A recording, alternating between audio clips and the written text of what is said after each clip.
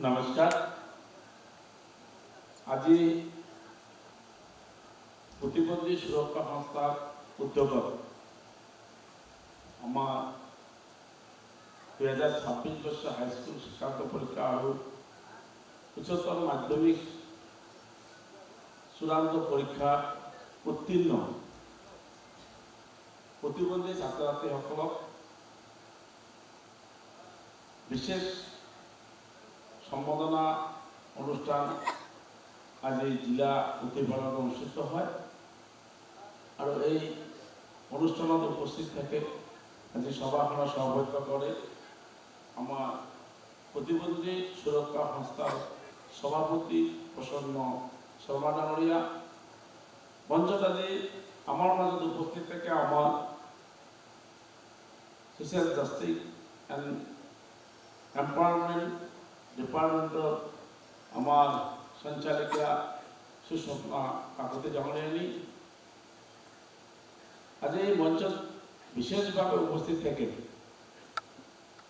আমাৰ soil conservation ডিপাৰ্টমেন্টেৰ director চন্দন ৰঞ্জন দাস ডাঙৰীয়া। আমার মাজত আজি বিশেষ অতিথি হিসাবে বিশিষ্ট অতিথি হিসাবে উপস্থিত আছে আমার বিশিষ্ট সমাজকর্মী মহেশ দেউৰী ডাঙৰীয়া। মঞ্চত উপস্থিত মধ্য অসম প্ৰতিবন্ধী সুৰক্ষা সংস্থাৰ সভাপতি চন্দ্ৰেশ্বৰ বৰা ডাঙৰীয়া। আজি এই অনুষ্ঠানত উপস্থিত বিভিন্ন জিলাৰ পৰা অহা আমাৰ সকলোৰে মৰমৰ ছাত্ৰ ছাত্ৰীসকল আৰু ছাত্ৰ ছাত্ৰীসকলৰ আমাৰ সকলোৰে সন্মানৰ অভিভাৱকসকল, মিডিয়াৰ বন্ধুসকল, প্ৰতিবন্ধী সুৰক্ষা সংস্থাৰ লগত জড়িত বিশেষকৈ আমাৰ সম্পাদক নিবেদ মালাকাৰ ডাঙৰীয়া, এই সংস্থাৰ লগত জড়িত বৰ্ষস্থাৰ ব্যক্তিসকল, আজি আমাৰ বিশেষভাৱে আমন্ত্ৰণ কৰি অনা এজন চাহ খেতিয়ক বৰুৱা ডাঙৰীয়া, সকলোকে মই আন্তৰিক মোৰ শ্ৰদ্ধা আৰু কৃতজ্ঞতা ধন্যবাদ জ্ঞাপন কৰিছোঁ। আজিৰ দিনটো বিশেষ এটা দিন, কাৰণ মই ভাবোঁ বিভাগীয় মন্ত্ৰী হিচাপে প্ৰতিবন্ধী ছাত্ৰ ছাত্ৰীসকলক সম্বোধন কৰা বা বিশেষ তেখেতসকলক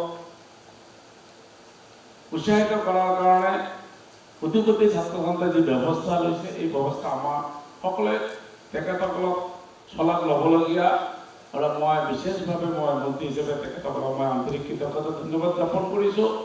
আৰু মন্ত্ৰী হিচাপে বেছি দিন নহয়, প্ৰায় এক মাহ,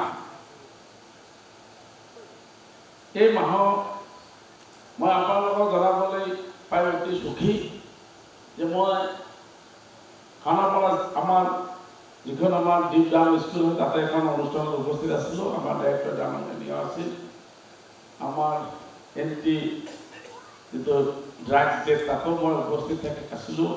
আৰু আজি তৃতীয়খন সভা এমাহত মই এই বিভাগটো তেতিয়া মই সয়েল কনজাৰভেশ্যনত কোৱা নাই, প্ৰতিদিনে বিভাগটো কেনেকৈ আগুৱাই লৈ যাব পাৰোঁ তাৰ কাৰণে মই দিনে ৰাতিয়ে লাগি থাকোঁ। আৰু লাগি থকাৰ কাৰণে ঈশ্বৰে এই আশীৰ্বাদ এই দায়িত্বটো প্ৰদান কৰিছে যে প্ৰতিবন্ধীসকলক কাম কৰাৰ সৌভাগ্য যে মোৰ হৈছে, মই অতি আনন্দিত হৈছোঁ। সেইকাৰণে মই আমাৰ নিবেদন কৈছোঁ যে আপোনালোকৰ লগত মই আছোঁ আৰু ঈশ্বৰে হয়তো মোক এই দায়িত্ব দিছে আপোনালোকক সেৱা কৰাৰ কাৰণে। যে আজি ক'বলগীয়া বহুখিনি কথাই নিবেদন কৈ গ'ল, গতিকে নিবেদনৰ লগত মই কৈছোঁ প্ৰথমে বুজিবলৈ বহুদিনৰ চিনাকি। মই যেতিয়া নিৰ্বাচিত হওঁ তেখেতে মোক অভিনন্দন জ্ঞাপন কৰে আৰু কৈছে আপুনি মন্ত্ৰিত্ব পাব। আৰু মন্ত্ৰিত্ব পালোঁ, এনেকৈ এটা বিভাগ পালোঁ, নিবেদনাৰ লগত জড়িত থকা বিভাগতে নিবেদনাক প্ৰথম দিনাই মাতিছোঁ আৰু কৈছোঁ এতিয়া সংঘাত নহয় সম্পৰ্ক হ'ব আৰু আমি প্ৰতিবন্ধীসকলৰ কাম কৰিম।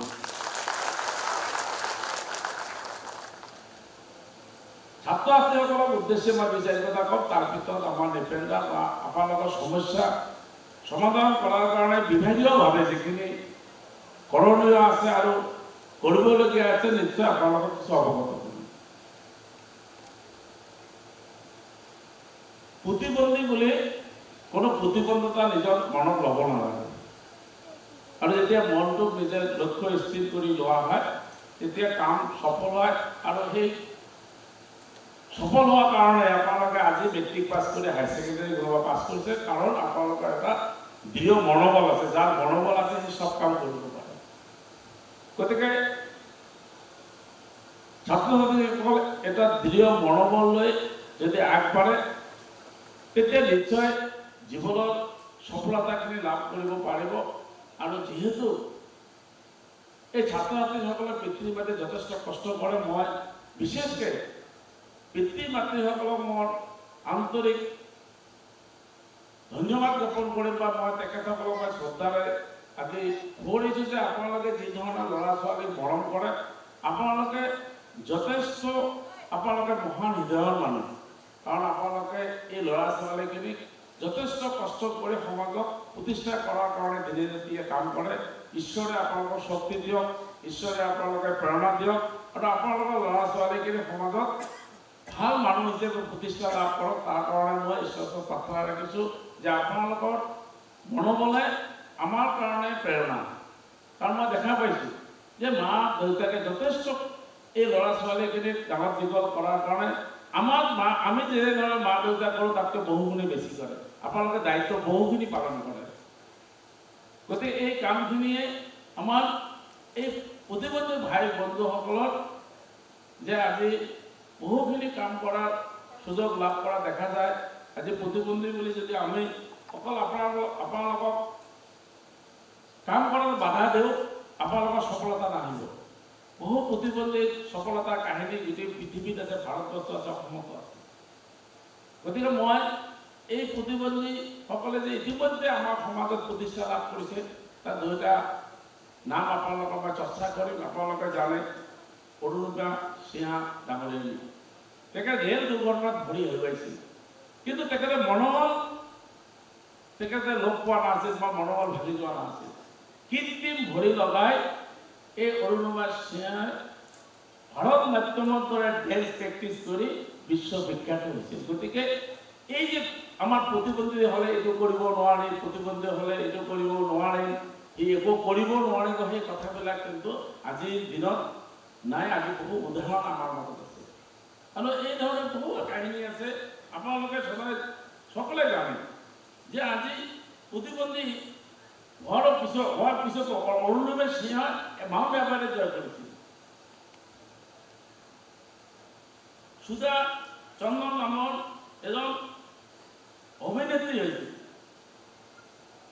আমাৰ অসমত, চিমু দাস। আমি সকলোৱে জানো এই কাহিনীটো। আমাৰ মাননীয় মুখ্যমন্ত্ৰী ছ'চিয়েল মিডিয়াত ভাইৰেল কৰিছিল যে নগাঁৱৰ ছোৱালী, এজন অন্ধ ছোৱালী আজি বিশ্ব ক্ৰিকেট খেলি, বিশ্ব মানে T20 2025 ফাইনেল মেচ খেলাত যোগ্যতা অৰ্জন কৰিছে। আমাৰ কাৰণে এটা গৌৰৱৰ বিষয় হৈছে যে অসমৰ এজন প্ৰতিবন্ধী ছোৱালীয়ে আজি বিশ্বকাপ খেলাৰ যোগ্যতা অৰ্জন কৰিছে। গতিকে প্ৰতিবন্ধী হ'লে যে আমি কৰিব নোৱাৰোঁ এইখিনি নহয়, চব মনোবল যদি থাকে, দৃঢ় মনোবল থাকে, আৰু কৰিম বুলি যদি ভাবি লয়, চব কাম কৰা সম্ভৱ হয়।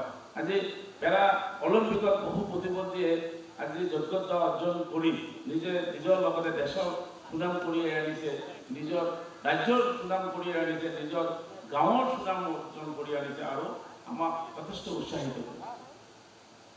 গতিকে আপোনালোকে যি ধৰণে আপোনালোকৰ বাধা নাহক কিয়, আপোনালোকৰ মনোবল ভাঙি নেপেলাব। আৰু মই বিশেষকৈ অভিভাৱকসকলক কৈছোঁ যে আপোনালোকে সদায় প্ৰেৰণা দিব। আপোনালোকৰ প্ৰেৰণাৰ প্ৰতিগৰাকী প্ৰতিবন্ধীৰ নিজৰ জীৱনৰ বাচি থকাত যে এটা সন্ধান পায়। কাৰণ অভিভাৱকসকল যদি মনোবল নিদিয়ে, বাহিৰৰ মানুহ ইমান মনোবল দিয়াত মই দেখা নাপাওঁ, কিন্তু মেইন মনোবল দিয়ে অভিভাৱক। বহু অভিভাৱকৰ কাহিনী শুনা যায়, মই বহু সম্পৰ্ক আছে যে মানুহজন দিনত গোটেই দিন অফিচ কৰাৰ পিছত ঘৰত গৈ ল'ৰা এনেকৈ ট্ৰিটমেণ্ট কৰে, মানে 6 ঘণ্টা লাগি ল'ৰাটোক হায়াৰ ছেকেণ্ডেৰী পাছ কৰি, ডিগ্ৰী পাছ কৰি আজি চাকৰি পোৱা মোৰ জিলাত আছে। গতিকে মই দেখা পাইছোঁ মাক